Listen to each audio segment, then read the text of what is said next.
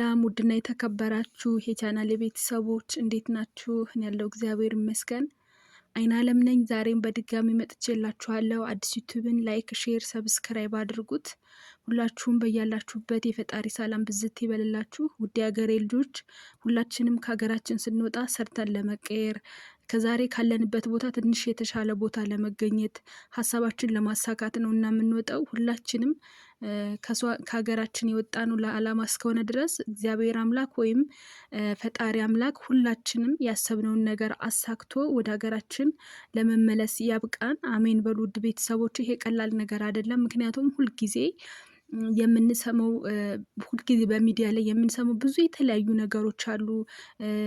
ታፍነው 7 ዓመት ታፍነው 14 ዓመት ታፍነው ስንትና ስንት የሚቆዩ ፈልገውም ይሁን ሳይፈልጉ ከዓላማቸው ተዘናግተው ቤተሰብ ማስተዳደር ያለባቸው ቤተሰብ ሳያስተዳድሩ፣ ልጅ ማሳደግ ያለባቸው ልጅ ሳያሳድጉ፣ በጤናቸው መመለስ ያለባቸው በጤናቸው ሳይመለሱ ብዙ ነገር ይሆናሉና ሁላችንም በያለንበት እንግዲህ ያው አንዱን የምናመሰግነው ሌላኛውን የከፋ ነገር ወይም ደግሞ ካሁን ካለንበት የከፋ ነገር ሲገጥመን ስለሆነ ሌላ ነገር የምናመሰግን ያለንበትን አመስግነን ሁላችንም ባለንበት ጠንክረን ሰርተን ወደ ሀገራችን በሰላም እንድንመለስ እግዚአብሔር አምላክ ይርዳን።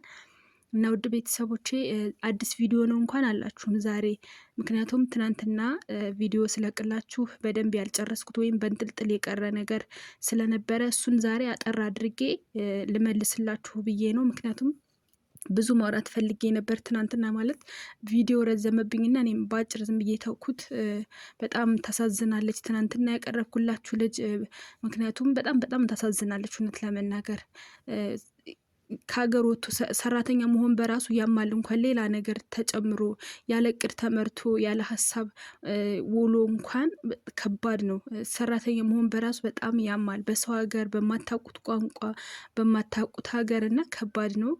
እንግዲህ ፈጣሪ አምላክ ረድቷት በሰላም ወደ ቤተሰቦቿ እንደምትመለስ ሙሉ ተስፋ አለኝ። ስትመለስ ደግሞ ደስታዬን አካፍላችኋለሁ። ውድ ቤተሰቦች አብራችሁን ቆዩ። እና የቻናሌ ቤተሰቦች ያው ትላንትና ላይ ቪዲዮ የለቀኩትን እንዳዳመጣችሁት ኔጌቲቭ ምላሽ ነው የመለስኩት። ምክንያቱም ኔጌቲቭ ስላችሁ ለእኔ ትርጉም አለው። ምናልባት እናንተ ለሰማችሁ ሊከብዳችሁ ይችላል። ግን እኔ ግን ሆን ብዬና ይጠቅማል ብዬ ስላሰብኩ ነው የተናገርኩትን። ጠንቅቄ አውቃለሁ፣ በደንብ አውቃለሁኝ። ምክንያቱም ለእናንተ ይጠቅማችኋል ብዬ ያሰብኩትን ነገር ስለሆነ የተናገርኩበት ምክንያት ደግሞ ዛሬ ላይ ትላንትና ላይ ያለፈ ነገር ዛሬና ነገ አስተምሩን ነው የሚያልፈው። ማለት ዛሬ ላይ እንማርበታለን፣ ነገም እንማርበታለን። ያለፈ ነገር ብቻ እኛን አስተምሩን ነው የሚያልፈውና ለምን እንደዚህ አልሆነም ያልኩት እናንተ አዳዲስ ብዙ የምትመጡ አላችሁ፣ የኔ ቪዲዮዎች ብዙ አዳዲስ ከኢትዮጵያ መምጣት የምትፈልጉ አላችሁ፣ የመጣችሁም አዳዲስ አላችሁና ሁላችሁም እንዴት 14 ዓመት እኮ በጣም ብዙ ነው። በነገራችን ላይ እጅግ በጣም ብዙ ነው። ሰው በወራት እንኳን 5 ወር 6 ወር ራሱ ደሞዝ አለመቀበል በጣም ከባድ ነው። ምክንያቱም አላማችን ብር ማግኘት እስከሆነ ድረስ ብራችን ሳንቀበል እንዴት እረፍት ልናገኝ እንችላለን? እንዴት የፖሊስ ቁጥር መያዝ ያስፈልጋል። የፖሊስ ቁጥር መክተብ ቁጥር መያዝ ያስፈልጋል። ኢትዮጵያ መክተብ ቁጥር መያዝ ያስፈልጋል። ሁሉንም ነገር ይዞ መቀመጥ ይሻላል። ውድ ቤተሰቦች እኛ እስካለን ድረስ እኛ የምንቆረቆረው ለኛ ነው። ሌላ ሶስተኛ ወገን ወይም ሁለተኛ ወገን ለኛ የለም። እኛን ያለነው ሰው ሀገር እና ለራሳችን በምንችለው አቅም እኛ እንግዲህ ፈጣሪ ረድቶን ጥንካሬ ሰጥቶን በምንችለው አቅም ራሳችንን መጠበቅ አለብን። ስበቡን ማድረስ አለብን። እንደዚህ እንኳን አድርጌያለሁ ብለን እንኳን ራሳችንን ከመውቀስ እንድንድን ስበቡን ማድረስ አለብን እና እኛን ያለነው ማንም የለም ከኛ የቀረበ ለኛ ማለት ነው። እና ብዙ ነገር ያደርሱብናል። ግን በጣም ስራውን ችለሽ ትሰሪያለሽ። ብዙ ነገር ጭቅጭቋን ሁሉ ችለሽ ትሰሪያለሽ። የመጣሽበት አላማ እስካለሽ ድረስ ሁሉ ነገር ችለሽ ትሰሪያለሽ። ግን ትናንትና እንዳልኩት ማትደራደሩበት የሰው ልጅ ምግብ ሳይበላ መስራት አይችልም። ደሞዝ ካልተሰጠው ሰው ቤት ሊሰራ አይችልም። እየተቀጠቀጠም መስራት አይችልም። ስለዚህ እነዚህ ነገር ከተደረገብን በቃ ሙጥኝ ብለን መሄድ ነው። ቢሮ ሰጂኝ ማለት ነው። ካልወሰደችን በቃ የሆነ ማትከፍለን ዛሬም በአንድ ወር ማትከፍለን በሁለት ወር በሶስት ወር ማትከፍለን ከሆነ የራሱ ጉዳይ ከራስና ከራስ የሚበልጥ ነገር እስከሌለ ድረስ በህገ ወጥ መልኩ ወደ ኢትዮጵያ ለመግባት መጥፋት ጠፍተን ለፖሊስ መያዝ ከዛ ፖሊስ ደግሞ ቢያቆየን 2 ወር ነው በቃ ቢያቆየን 1 ወር ነው ከዛ ይልኩናል ወደ ኢትዮጵያ ይሄ አንድ አማራጭ ነው እንግዲህ እኛ በባልነው መንገድ እኛ በፈቀድነው መንገድ መሄድ ካልቻለን እኛ በፈቀድነው መንገድ ወይም እኛ ባስብንበት መንገድ አላማችንን አሳክተን ወደ ሀገራችን መመለስ ካልቻለን በቃ ሌላ አማራጭ መፈለግ ነው ፈጣሪ ያለለውም ማለት ነው በሰላምሽ በጤናሽ ወደ ኢትዮጵያ ከተመለሽ ከዛ ደግሞ እንደገና ወደ ሌላ ሀገር የመሄድ እድል አለሽ እዚህስ እድሜሽን ካቃጠልሽ ጉልበትሽን ሁሉ ነገርሽን ካባከንሽ በኋላ ለስራ ራሱ ጥንካሬ ጉልበት አይኖርሽም እና ለኛ ነው ያለነው ትናንትና የሆነ እሷን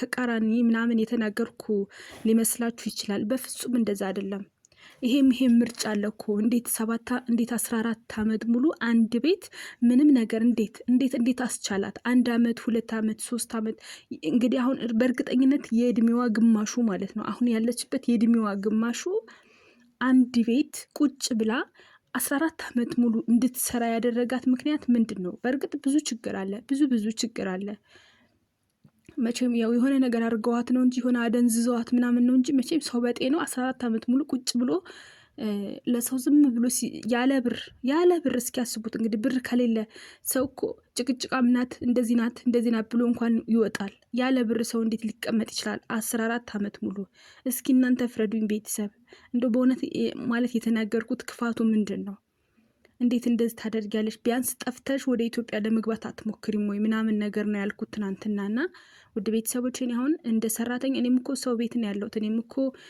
ማዳም ኩሽና ነው ያለሁት እኔም እኮ የሰው ሀገር ሰራተኛ ነኝ ግን እሷ ላይ ለመፍረድ ወይም እሷ ሳታዛዝነኝ ቀርታ 14 አመት ሙሉ ጉልበቷ ሲባከን እኔ ምንም ሳይመስለኝ ቀርቶ ወይም ደግሞ ሳላዝንላት ቀርቼ ሳይሆን እንደዚህ አይነት ምርጫም እኮ አለ የሰው ልጅ እንዴት ደግሞ ሳይከፈለው 14 አመት ሙሉ የእድሜውን ግማሽ ሙሉ እስኪ እሺ ሌላው ይቅር 2008 2009 2010 እንደው በቃ ከ2010 ጀምሮ እስካሁን እንግዲህ 2017 ለነን ቴክኖሎጂ የለም በሚዲያው ሁሉ እንዴት እስከዛ ድረስ ዝም ልትል ቻለች የሚል መልስ ጥያቄ ነበር የፈጠረብኝና ውድ ቤተሰቦች ካጠፋው እንደዛ ያልኩበት ምክንያት ደግሞ ያው እንግዲህ አዳዲስ ብዙ የሚመጡ የማዳም ቅመሞች ስላሉ አዳዲስ የመጡም ስላሉ ለነሱ ትምህርት ይሆናል ብዬ ነው እንደዚህ ማድረግ እኮ ይቻላል ዝም ብሎ ተጠቂ መሆን አስፈላጊ አይደለም ብዬ ነው እንደዛ ያልኩት ውድና የተከበራችሁ የቻናል ቤተሰቦች እንግዲህ ሁላችሁም በያላችሁበት ሁልጊዜ እንደምለው ሰላማችሁ ይብዛ የዛሬው ቪዲዮ ይሄንን ይመስል ነበር ሁላችሁም በያላችሁበት